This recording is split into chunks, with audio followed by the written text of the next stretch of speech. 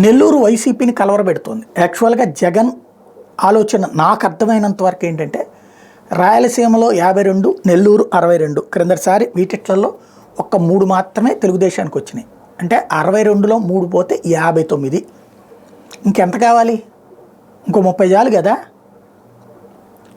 69లో ఇంకొక ఎంత? ఇప్పుడు మనకి 175. 175కి 88 వస్తే చాలు.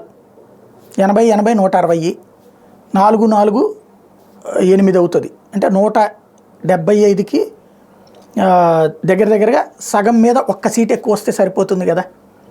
అలాంటి సిచ్యుయేషన్లో అక్కడే 59 గెలిచేసేటప్పటికి మిగతాదంతా బోనస్ అయింది. ఇటు పక్కన టోటల్గా ఇంకొక 95 దాకా వచ్చేయడం, టోటల్ 101 కదా వాళ్ళకి వచ్చినటువంటిది. దాంతో సక్సెస్ అయ్యారు. ఈ దఫా కూడా ఆ ప్రాంతంలో సీట్లు కనుక గట్టిగా సాధించగలిగితే మిగతాది ఒక 40 సాధించినా గవర్నమెంట్ మందే కదా అన్నటువంటి రూట్లోనే సీరియస్గా దృష్టి సారించుకొచ్చాడు జగన్మోహన్ రెడ్డి. అట్నుంచినే టూర్ చేసుకుంటూ వచ్చాడు. దారిలో నెల్లూరులో ఆగారు. నెల్లూరులో ఒక రోజంతా ఎందుకున్నారంటే నెల్లూరు 10లో ఈ దఫా వేమిరెడ్డి దంపతుల కారణంగా దెబ్బతింటామన్నటువంటి భయం.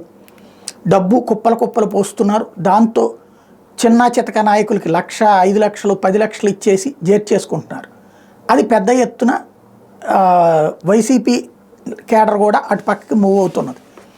దాన్ని దృష్టిలో పెట్టుకుని ఇప్పుడు అంత డబ్బులు ఇతను పంప్ చేయలేకపోతున్నాడు విజయసాయిరెడ్డి. దాంతో రివర్స్ గేమ్ ప్రారంభించారు. ఏంటది అంటే ఇంకేముంది, వేమిరెడ్డి దంపతులు మళ్ళీ వైసీపీతో టచ్లోకి వచ్చారు, మాట్లాడుతున్నారు అన్నటువంటి ప్రచారాన్ని ప్రారంభించారు. నెల్లూరులో ఏదో జరగబోతోంది అన్నట్టు. నేను నిన్ననే ఆ విషయం కూడా ప్రస్తావించి, అంత సీన్ ఉంటుందా? క్రిందటిసారి అయితే అట్లా వెళ్ళారు కాబట్టి చివరి నిమిషంలో రాజ్యసభ తీసుకుని సీట్ ఇచ్చినా కూడా వద్దని చెప్పి తెలుగుదేశాన్ని రిజెక్ట్ చేశారు కాబట్టి ఈ దఫా అట్లా చేస్తారు.